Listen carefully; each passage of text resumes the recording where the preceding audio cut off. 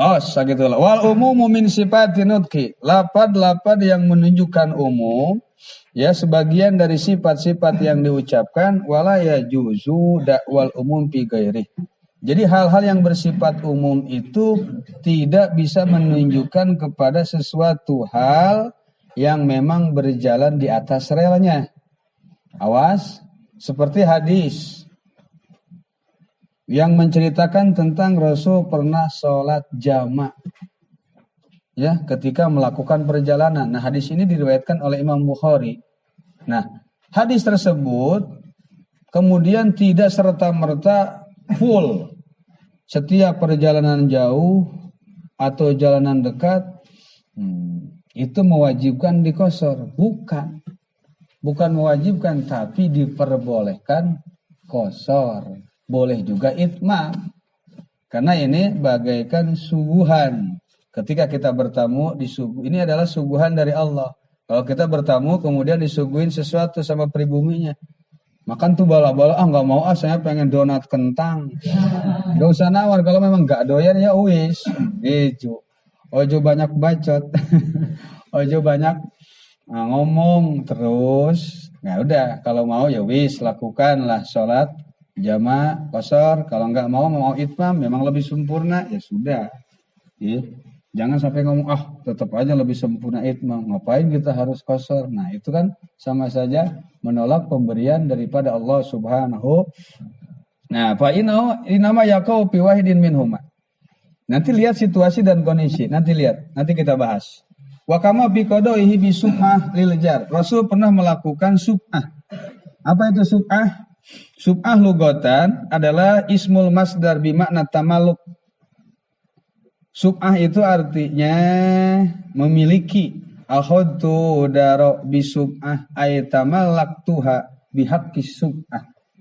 Ya, sub'ah itu nanti tujuan hikmahnya adalah lirabid doror, untuk menghilangkan kebahayaan. Nanti ini khusus dibahas dalam ilmu fikih. Ada nanti bab sub'ah. Ya. Sub'ah itu diambil, ya, walaysa bi'aqdil bai' au bi'aqdil hibat ala ma'rufain wa yajuju itlaqus mi sub'ah ala syai'il mamluki biha. Jadi sub'ah ini ya ma'khudatun minas sab'i alladhi huwa didul witri. Sub'ah ini diambil dari kata sab'un. Sab'un itu genap. Genap itu lawan dari kata ganjil. Sebagaimana dalam Al-Quran surat Al-Fajr ayat 3, was-sab'i wal. Nah, itu ya. Itu termasuk dalam dalil Al-Quran ada 5 fi sab'i min dhammi adadin ila adadin aw syai'in ila syai'in. Sab'i itu genap. Kenapa bisa jadi genap? Karena mengumpulkan jumlah bilangan yang ini ke sini. Asalnya ini ganjil, kemudian disatukan. Namanya genap. Nah, kita punya tetangga ini kemudian ada jalan antara kita dan ini punya jalan. Nah, jalan ini bisa dimiliki berdua. Itu namanya sub'ah. Masing-masing bisa memiliki tapi tidak harus dijual. Namanya jalan umum. Ya udah, kita jadikan jalan saja. Nanti itu pembahasan ada di dalam kitab fikih. Awas. Hadis ini diriwayatkan oleh Imam Nasa'i. Ada lagi riwayat Imam Ahmad, riwayat lagi Imam Bukhari, Muslim, Abu Dawud, Tirmidzi, al-jaru ahaqqu bisub'ati jarih. Tetangga lebih berhak melakukan sub'ah dengan tetangga yang terdekat. Ini hadis riwayat Imam Ahmad, hadis riwayat Bukhari, Muslim, Abu Dawud, Tirmidzi, wa rijaluhu thiqatun. Perawinya terpercaya, sahih. Nah, lihat. Fa innahu 27 paling atas, fa innahu la ya'ummu kulla jari. Awas, hal bab sub'ah tuh tidak serta-merta menjadikan dalil seluruh tetangga. Tidak. Lihtimali khususiyatin. Karena beda-beda tetangga itu, karakteristiknya beda-beda, sifatnya beda-beda. Nah, hal ini disepakati oleh Imam Ibnu Shalah dalam kitab Adabul Mufti wal Mustafti, bahwa ya tidak setiap fatwa itu bisa bersifat umum. Awas, tergantung situasi kondisi, melihat mustafti si sang penanya, melihat wilayah masing-masing. Sama halnya, awas dengan himbauan atau fatwa yang beredar saat ini terkait tentang penutupan kegiatan agama seperti majlis taklim, berjamaah, sholat Jumat, dan lain-lain. Ini kan sifatnya umum.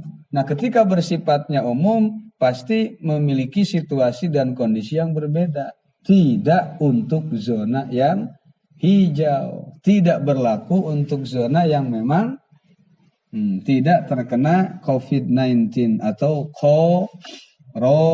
Nah, ini sudah dibahas kemarin tentang pencerahan seputar corona. Ini diambil dari sini.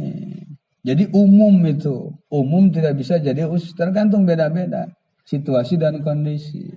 Sama halnya kemarin ketika Imam Syafi'i semasa di mana? Semasa di Baghdad. Maka kaul kodimnya itu mengatakan di mana air kurang dari 2 kulah. Ya, jika terkena najis, maka hukumnya suci. Mau berubah ataupun tidak.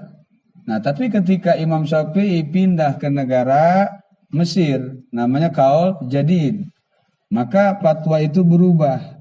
Nanti ada di kitab Taghayyurul Fatwa bi Taghayyuril Ijtihad. Kemudian Imam Syafi'i yang kemudian sekarang menyebar di kitab-kitab fikih mazhab Syafi'i, yang paling bawah ada tuh di kitab Syafi'ina yang namanya air kurang dari 2 kulah, tetap aja bila terkena najis, mau berubah warnanya, rasanya mau berubah atau tidak, tetap saja hukumnya najis. Nah, kemarin ngomongnya nggak najis, sekarang najis. Nah, bagaimana ini? Lihat situasi daerah. Kemungkinan di negara Baghdad itu sulit air. Makanya sayang jika sedikit air dibuang, airnya nanti sulit. Tapi kalau negara Mesir airnya banyak, Bengawan Nil. Jadi kalau air sedikit kena najis, buang sajalah. Jadi melihat situasi dan kondisi. Ketika begini loh, ada seorang murid bertanya kepada gurunya, Syekh begini, ya udah hukumnya haram. Hukumnya haram. Tapi kita satu lagi muridnya datang nih, Syekh bagaimana hukumnya ini? Ya wis, lakukan sajalah. Bagaimana diramainya saja di kampungmu, karena ngikutin sana, baiknya kita mudaroh. Tuh, kok bisa beda-beda hukumnya? Karena wilayahnya beda. Yang ini banyak yang fanatik, yang ini nggak fanatik, beda hukum. Kok beda-beda sih hukum? Bukan beda-beda, memang begitulah prosedurnya. Menurut Imam Ibnu Solah. Siapa yang nggak kenal Ibnu Solah? Yang mengharamkan ilmu mantik. Wabnu Solahi wa Nawawi harroma. Dia mah nggak kenal ilmu mantik. Tapi ilmu mantik yang dicampur falsafah. Wa qala qaumun yambagi ayu la. Siapa kaumun? Imam Ghazali. Imam Ghazali.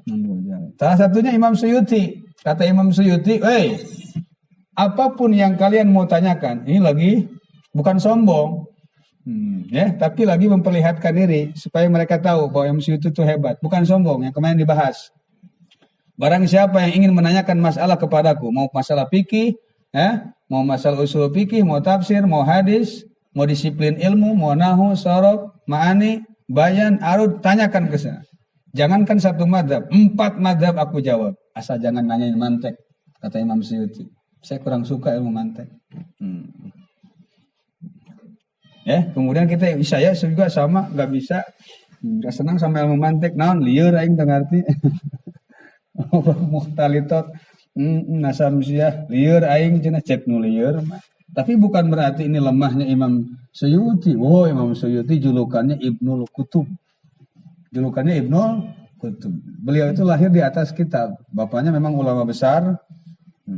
Saat bapaknya sedang mutolaah kitab, Imam Suyuti sedang dikandung oleh ibunya. Kalau bahasa kita mah, coba mah tolong ambilin kitab mah. Nah, saya lagi tanggung nih. Kalau saya jalan takutnya lupa nih. Diambilin sama ibunya. Ketika ibunya yang sedang mengandung Imam Suyuti mengambil kitab, maka air tubannya pun keluar. Tuh aja. Maka lahirlah Imam Suyuti di atas kitab. Maka beliau julukannya Ibnu Kutub. Dan beliau memiliki kitab yang banyak luar biasa. Maka suatu hari pernah ada maling masuk garong ke rumahnya. Kemudian garong tersebut tertimpa kitab yang ada di rumahnya. Setelah itu mati dan si kitabnya kembali lagi ke raknya seperti semula. Bukan aneh, tapi ini karomah daripada Imam Suyuti. Luar biasa. Bukan Suyuti. Bidomisin. Sama dengan Al-Muzani. Bidomil mim. Bukan Al-Mazani. Al-Muzani. Ya. Sebagaimana keterangan dalam kitab Al-Adhkar An-Nawawiyah. Al-Futuhah Ar-Rabaniyah. Nah kemudian ini luar biasa. Ya, jadi Imam Suyuti bukannya sombong, tapi memang luar biasa. Seperti dokter kan tadi mamerin plangnya kan, dokter ahli kulit tuh. Bukan sombong dokter. Nanti biar orang punya penyakit kulit datangnya ke sana. Dokter penyakit atau spesialis kulit SPK berarti. Wow, berarti ini pasien-pasiennya santri semua nih. Penyakit kulit, budu, kupret. Nah, ini bisul, nah ini hihileudun. Nah ini hihileud dan macam-macamnya luar biasa. Luar biasa. Imam Suyuti memang luar biasa. Semua ulama luar biasa. Ulama-ulama terdahulu luar biasa. Karena asoha ilma man taqaddam. Kata Imam Ibnu Malik begitu. Luar biasa. Ma asoha ilma man taqaddam. Luar biasa hebat. Luar biasa sahih. Luar biasa keilmuan ulama-ulama yang terdahulu. Luar biasa. Apalagi mau ngikutin ke Imam Hanafi. Dari sisi ilmu fikih, wah nggak ada yang bisa. An-nasu fil fikhi iyalu Abi Hanifah. Manusia semua, kalangan ilmu fikih, semua rakyatnya, bawahannya Abu Hanifah. Abu Hanifah jangan dibilang, nggak pakai dalil Quran hadis. Memang terkenal dengan ashabur ra'i. Terkenal Imam Abu Hanifah ini pakai dalil akal terus, padahal tidak. Justru aneh. Ya. Kalau ulama-ulama yang tiga, tohir, mutahhir, itu adalah air. Hal yang suci dan mensucikan itu adalah air. Tapi kata Imam Abu Hanifah, tidak, saya tambahin satu. Apa itu? Api. Api bisa suci dan mensucikan. Kenapa Anda berpendapat api? Dari saya begini. Ketika orang banyak dosanya, maka orang tersebut Allah siksa di neraka. Maka disiksa di neraka itu mensucikan dari dosa-dosanya. Kemudian barulah dipindahkan ke surga. Maka api neraka itu kan api. Ya, maka api itu bisa mensucikan. Buktinya kalau belum suci, nggak mungkin dikeluarin dari neraka. Dan itu yang menjadikan bahwa api termasuk hal yang suci dan mensucikan. Terus bagaimana keadaan di alam dunia ini? Terserah. Anda mau bersuci dengan api silakan.